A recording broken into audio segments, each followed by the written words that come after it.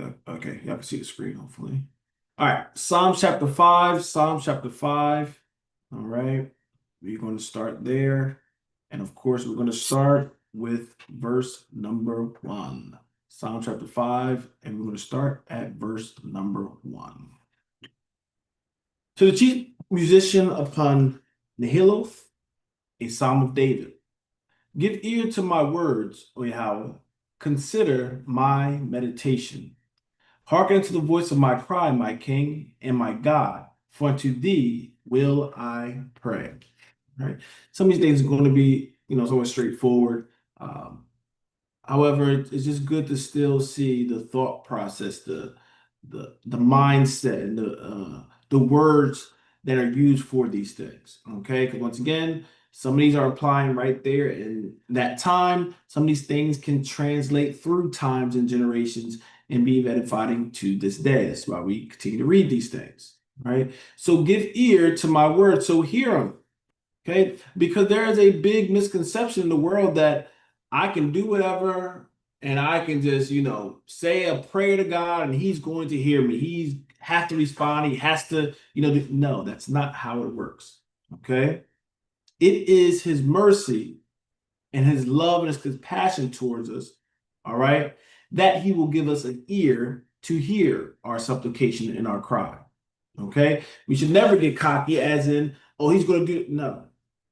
Okay, so this is part of coming humbly before him. We know that he will hear us, all right, if we do his will, but we come humbly before his throne. So give ear to my words, right? Consider my meditation, consider my thoughts. Because sometimes, beloved, even our words don't translate exactly of how we thinking or anticipating things. Okay, and I don't want people to get discouraged because some people get discouraged through their prayers because they're like, I just don't have the right words to say. I can't think of the words that can, to make my request or my thankfulness towards the Most High God. The Most High sees what? He sees the spirit of an individual. Okay. People that have eloquent words, sometimes they sound good to us. It's like, man, God got to hear that. How they put it together. Woo! Get chills, right? But God can look at it and say, that person is all about smooth words, but their heart is far from me. They're not really trying to serve me. A lot of them just trying to put on a show for other people to say, woo, they can pray. They got the gift of print, right? A lot of people do it for a show. But remember, we going with a broken heart and a contrite spirit. That's what he said he will not reject. Hearken to the voice of my cry, my King, my God, and unto thee will I pray. Why is it important? Because, beloved, when we go through things, we don't always direct it to what? Our God and our King. Sometimes certain things, beloved, before we react to do it, the first thing we do is what? Go to God. Some of our problems is we bring it to an individual, right? And they weren't the ones you're supposed to bring it to. You were supposed to bring it to God. Say it, beloved, because we have to realize these things. Do we consider God in all our ways?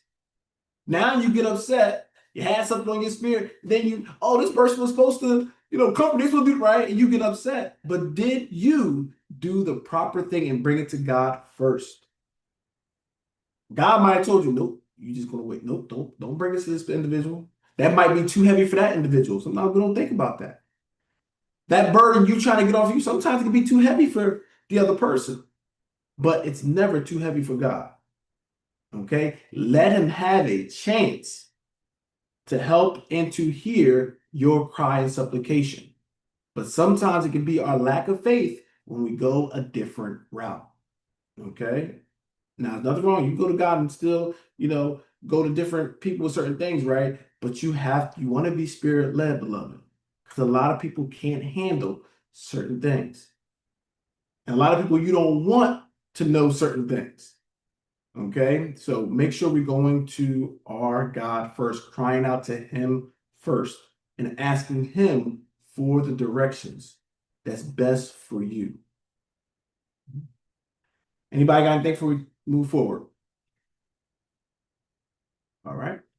3 and 4. My voice shall thou hear in the morning, O Yahweh. In the morning will I direct my prayers unto thee, and will look up. For thou art not a God that hath pleasure in wickedness, neither shall evil dwell with thee. Okay. What is the morning representing? Right? That rise of the sun, that earliness, dealing with the how early, okay? The first thing we start our day, we should what? Face our God. How many times do we wake up and we do all these other things, and then we think of God, maybe an hour or two later? Soon as we wake up, open our eyes, we should give God the praise that we woke up another day. Because there's thousands of people that didn't wake up this morning, beloved. But God suffered your eyes to wake up. If you're able to move your members, your fingers, your toes, you're able to roll out of bed, there's thousands of people that couldn't do that. But God allowed you to be able to move off your bed. Right? There's so many things that we can thank God about in the first 5 minutes of waking up. And I love it. Brother Floyd did it with the children. He would talk about giving God your first, right? Your first, the first 5 minutes before and I'm guilty of this sometimes. Before you go and grab that phone or whatever, give God thanks. Get in a habit of giving God thanks first. And sometimes that can change the whole direction, all right, of your day by thanking God. Now, when something ticks you off, a couple minutes, hours later, right, you already in a different spirit because you were what? Communing with your God, with your Father. Okay? So once again, this is good that he's showing, right? When I wake up in the morning, I'm going and seeking you. People want to be like David. People want to be like Jeremiah and Isaiah and, all these forefathers and some of the foremothers, but look at what they're doing. We want their results. Let's look at how they got to that level. It says, verse 4, for thou art not a God that have pleasure in wickedness. I know you don't have pleasure in wickedness. I know you don't like what's going on and these people doing these things. No, I know you don't have that. Neither shall evil dwell with thee. I know evil can't dwell with you. It has no home in resting with you. 5 and 6. Verse 5, I use this precept a lot. The foolish shall not stand in thy sight. Thou hatest all workers of iniquity. All right, the next chapter, we're going to have something to precept with that. Okay? But the foolish shall not stand in thy sight. So remember that. 5, 5. All right, 5, 5. Psalms 5, 5. Foolish not. Thou hatest all workers of iniquities, because everybody say, oh, God don't hate the person. He hates the sin. Right? He dislikes the one that's what? Using the sin. All right? Sin comes about through what? You doing sin, right? It don't just pop out of nowhere, just sit away. No. Those that's working sin, using it, transgression, no, he got a problem with you. Okay? So he is all workers of iniquity. Okay? It's about a foolish and that they will not stand in sight. He's not going to dwell with that. So this is why we have to get away from what? The works of iniquity. But all you hear now from a lot of people that start off in Matthew don't understand what's going on is, oh, God's not worried about what you do and your works, it's His grace. They don't understand the fullness of their statements. No, you cannot work iniquity and think God is just going to love you. No. Okay. Verse 6, thou shalt not destroy them that speak leasing. Yahweh will abhor the bloody and the deceitful man. Okay, so we got to stay away from that. All right, purging ourselves. A good season to understand this thing, because we're supposed to be purging ourselves. We ain't purging ourselves all year. The time to get in remembrance and to purge ourselves.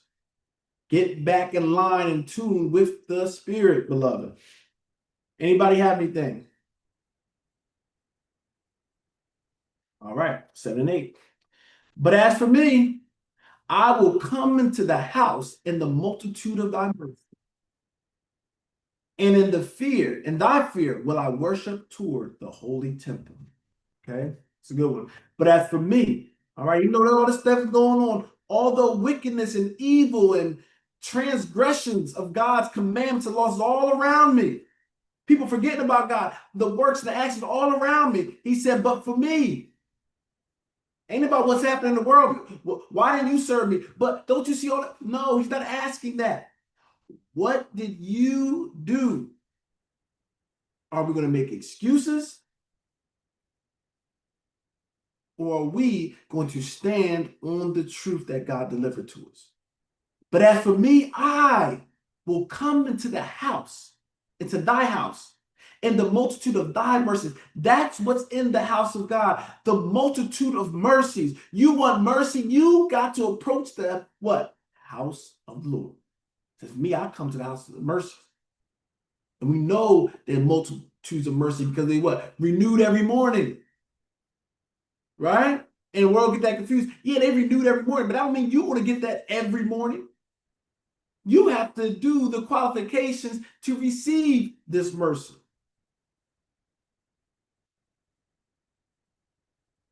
And what? And in thy fear will I worship toward thy holy temple. And I have to be fear like, oh my God, I'm scared. No. I'm going to respectfully come to your temple. I'm going to do it right way, how it's supposed to be done. Okay, we usually go to that precept as well, right? When you come to the house of the Lord, it's better to what? Be more ready to hear than to make sacrifices of fools. Okay. So when we come, and this is why we learn about God. So when we come before God, we know how to act so that he will what? Be pleased and be willing to hear us with our request and our petition. But a fool that do not want to learn the word of God is going to come and be offensive and do abominable things. And of course, what? Might not get that mercy then. Might not get that compassion then. Because you didn't know how to come before the King of all kings, the Lord of all lords. Okay? Verse 8. Lead me, O Yahweh, in the righteousness because of my enemies. Make the way straight before my face. All right? Lead me, lead me, lead me. But do it in the righteousness. Okay? Verse 9. For there is no faithfulness in their mouth. Their inward part is very wickedness. Right? Their throat is an open sepulcher. They flatter with their tongues. And if you remember, yeah, I wish I was talking about that with us. Okay? So that, they praise you with their mouth, but what? The heart is far from you. He talked about the leadership of Israel saying what they like open sepulcher, right? These like old tombs. They look good on the outside. They speak in the right way and all those kind of things. Where man, if he's not in the spirit, he say, man, they got to be righteous.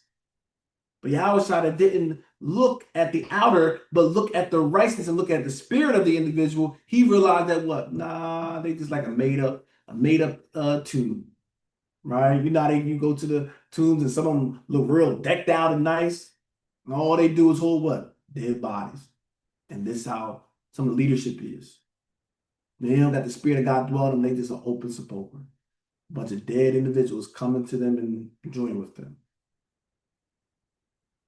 All right, but we're going to seek the Most High God with all our heart, soul, mind, and strength. And if we do that, we won't fall into this, beloved.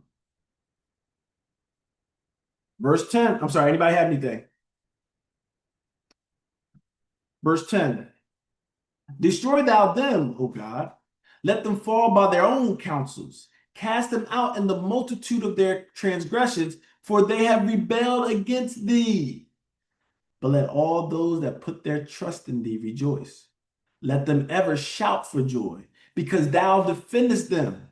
Let them also that love thy name be joyful in thee. For thou, Yahweh, will bless the righteous, which with favor will thou compass him as with a shield. Right? So, beloved, what he said, destroy them, O God. How I want you to destroy them? I want you to destroy them with their own counsel. And somebody, they always think outside on this thing. This was stuff that was happening there, right, with them amongst themselves. And also, what? During Christ's time, the same kind of thing, because it's the spirit, beloved. The spirit of these individuals didn't die. They died. Their flesh died with some of them, right? But that spirit continue on. This is why Christ was saying, you ain't of the Father. Right? You of your father, the devil. This is the works of the devil. And we see what Christ, when he was teaching, what he's doing, he was catching them up in their own statements.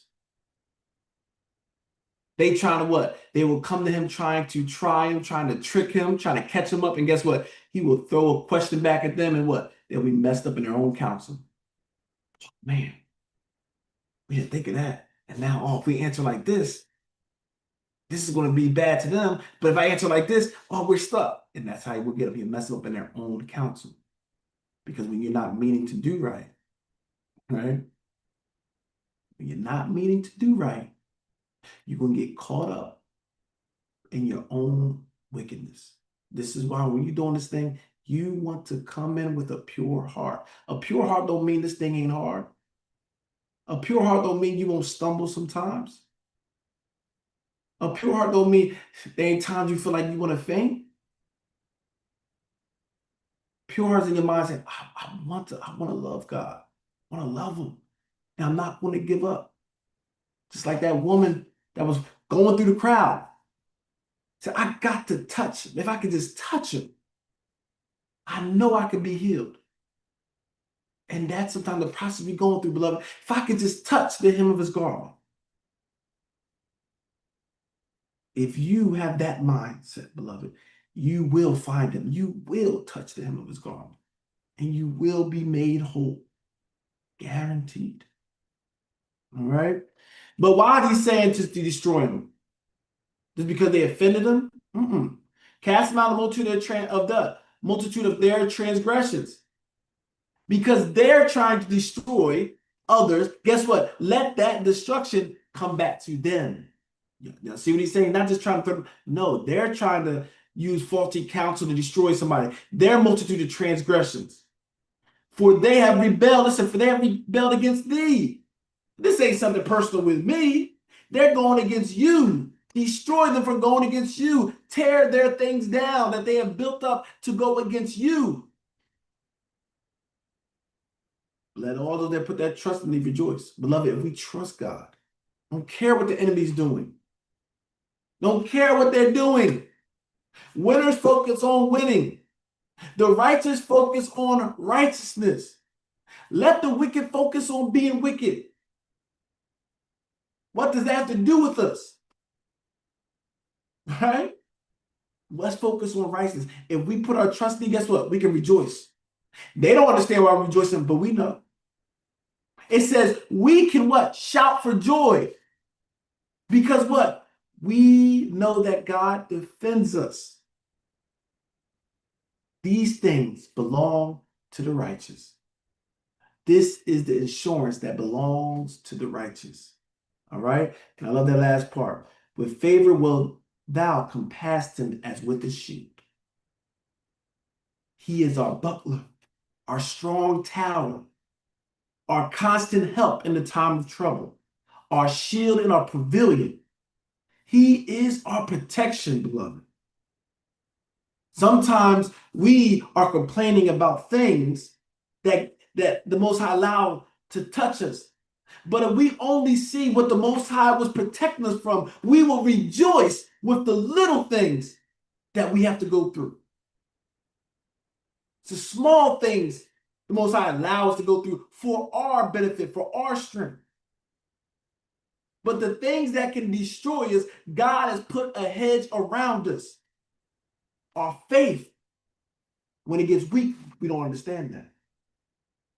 But I'm here, like Paul said, to remind you, to stir up that spirit in you, let you know that you are protected. You are looked over, you are watched over. There were so many things intended to destroy you, but they could not stand because of your God. Because of that spirit that's in you. It says, greater is he that's in me than he that's in the world. So even though the world try to destroy me, the thing that's in me will what? Defend it. Okay? That's why we're not destroyed. This is why we're mocked, we're persecuted, right? We're ostracized, we're all these things. But it will not overcome as long as we keep the Spirit of God within us. Okay? Anybody got anything for that chapter? All righty then. Let's go to chapter 6. All right, it's getting a little dark in my background, so let me let this light on. All right, let's go to the next chapter.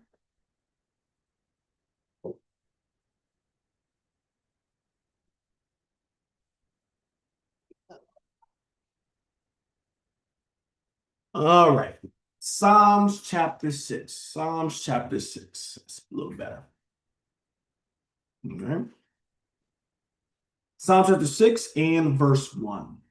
To the chief musician of Neganoth, upon Sheminius, a psalm of David. O Yahweh, rebuke me not in thy anger, neither chasten me in thy hot displeasure. Have mercy. Well, let's start with Shalom. Okay. Beloved, now when we do wrong, and we do wrong, we want to throw our hands up and ask the Most High to forgive us. We don't want to blame. We don't want to shift the blame. We don't want to, try to go around it, right? Try to minimize what we did, right?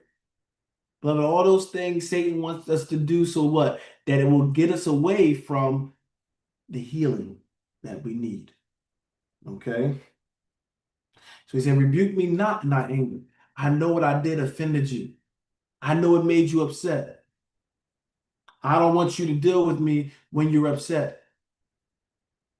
I want you to wait till you're calm, right? Because we know the Most High gets upset. It takes a while, right? But we keep doing things, he can get very upset. And if he casts judgment at that time, that's it. And there ain't nobody that can stop him when his wrath is there and he want to cast judgment. Okay? It's like in the garden, right? He came to cool to you that we want to come, we want to do things, and we want to please the Most High. And one of the things that can upset him is that, listen, beloved, he already knows what we did. So why try to deny it to him? Why try to cover up to him if he already knows? We start lying, making excuses. Now we're just making it worse. We know how kids, when you caught the kid and they just making excuses and lying about him, it's like you're just making it worse. And that really gets you upset. But they come, I'm daddy, I'm sorry, I know I should have done, I'm sorry, right? It changes sometimes in you, that response. Because now that spirit that's crying out for that mercy, sometimes it's what? Okay. You might still be upset, but it's okay. But when they lie and doing all that stuff, it's going to what? It's going to heighten that displeasure. It's going to heighten that anger. All right. So let's get in the habit of throwing our hands up to the Most High. Okay. Being open to him. Knowing that he's what? He's fair, he's just, and he's merciful and compassionate. It's part of his nature. Merciful and compassion. He said he's full of it. Some of us won't receive it because we're not coming to him correctly. We're coming to him still trying to justify ourselves, still trying to act like we're clean, even though we're all filthy. And he can't give us that compassion and mercy that he so much wants to do. Verse 2, have mercy upon me, O Yahweh, for I am weak. O Yahweh, heal me, for my bones are vexed. Sound like David in Psalm 51, right? Say, restore that joy, restore that spirit, restore that in me. Something's off. And sometimes we have dealt that. I hear people say, man, something's off. Sometimes we can't pinpoint it, but like, we ain't feeling like we used to. All right, we need to go back to the Father. What is it?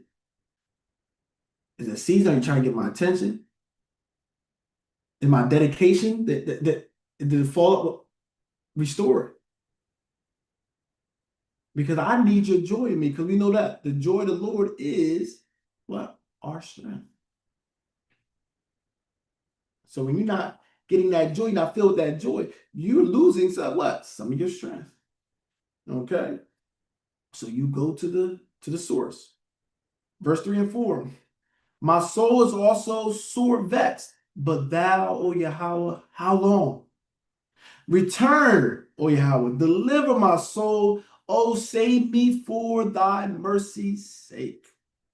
Okay, I'm going through it. My soul is vexed.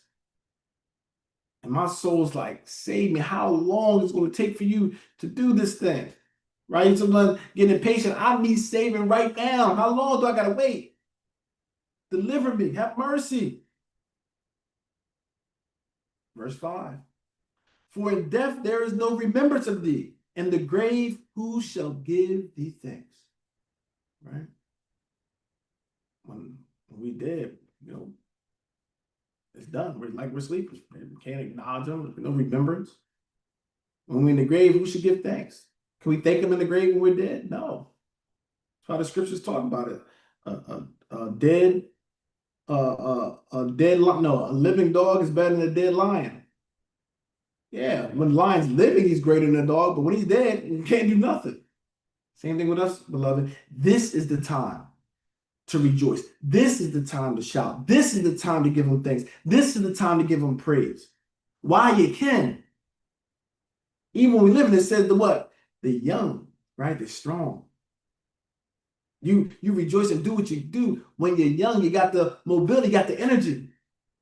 For the days we get older, we can just only think about what we can do, but we can't act on it like we used to. All right? So we want to serve him and give him all we have while we have the mobility to do it. Could there be a time where we can't do it? Okay. Verse 6. I'm sorry, anybody have anything? All right. Verse 6. I'm weary with my groaning. All the night make I my bed to swim. I water my couch with my tears. All right, that's an illustration right there. All right. I'm going through it. I'm crying out. Verse 7, my eyes is consumed because of grief. It waxed old because of all my enemies. And if you still not focus on your enemies, this is where you'll get. You're focusing, people, they only consumed about the things that's going wrong, about the so many people, there are numerous number of people that just don't like them and things of that nature. And these things can be true, beloved. And sometimes you got to change your focus. You got to recalibrate your mind. I don't care about the 100 people that might not like me, beloved. My focus on y'all that love me, right? But if I'm always focused on the people that don't like me, I can sometimes create resistance on y'all. I'm like, oh, I'm gonna be around by the oh my God, it's like I can be a weight to y'all. But I focus on those that the Most High has put in my life that love me and care about me. And that's where my mind and focus at. Don't care what the enemy may do. And I'm calling enemy as those that do not mean well for me. I don't need to focus on them. I don't need to focus on what they said. And to tell you a secret, beloved, they're supposed to not like me. If it's for righteousness' sake. They got a problem with me because of righteousness' sake. It's an honor. Okay? So, once again, all right, of course, we want to be friends with all people, beloved. We want to be nice to all people. But there's some people you're just not going to love. Some of them just not going to like it for whatever reason. Don't keep boo-hooing about it. Make sure you're doing the things of God. You're being peaceful. You're being a peacemaker, all those things. And if you are, live in peace. Verse 8, this is the precept of 5 and 5, okay? Depart from me, all ye workers of iniquity, for Yahweh have heard the voice of my weeping. All right. So once again, and this is him, individual speaking it, right? But still look at that. Depart from me, all ye workers of iniquity. The Most High despise the workers of iniquities. We are not supposed to be what? Surround ourselves with workers of iniquity. Everybody close to is worker of iniquity. You got 7 people that want to work iniquity. You're probably going to be the 8th. They're working you to be the 8th. All right. If you got 7 people that's working the things of God, most likely what? It should be inspire you to be the 8th one. So we have to deal with people in the world, beloved, but we're not supposed to be of the world. Okay? Separation. 9. Yahweh have heard my supplication. Yahweh will receive my prayer. And that's the confidence we want to have. Right? Even we cry out to him, man, I don't know if you're no. Just like Yahweh Shai said, right? Christ was like, I know you hear me always.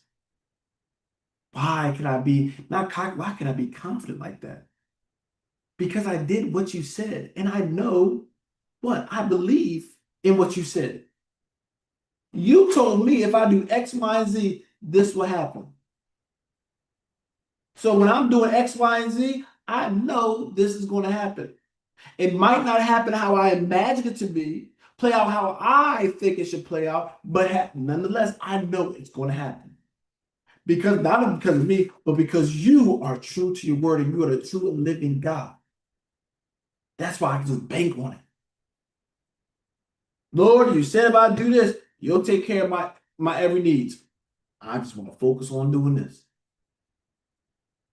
Knowing that he's going to do his part because he never failed.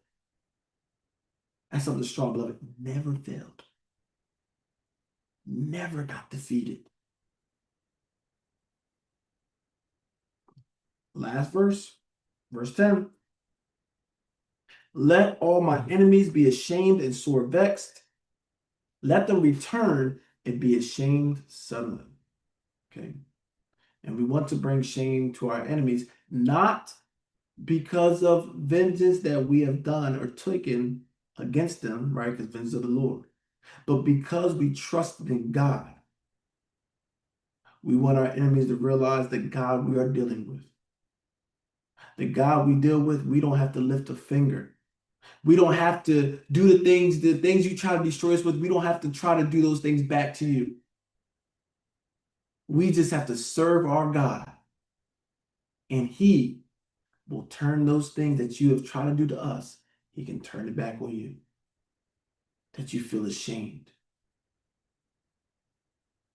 That's a powerful thing, beloved. All the Most High asks you to do is serve him.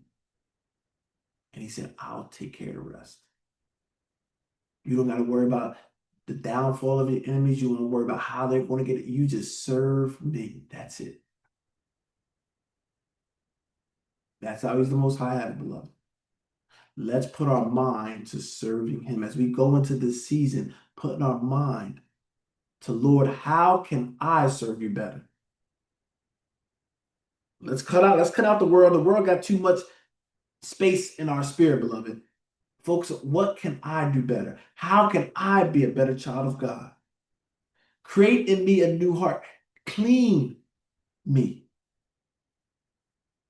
from the world that we are in. I want to be unspotted from this world. Lord, I know you're able to make me unspotted from this world.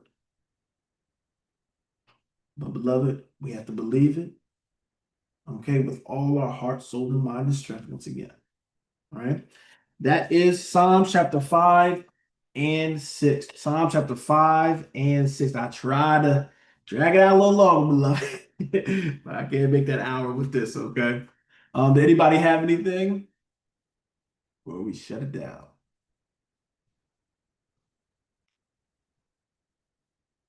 All right.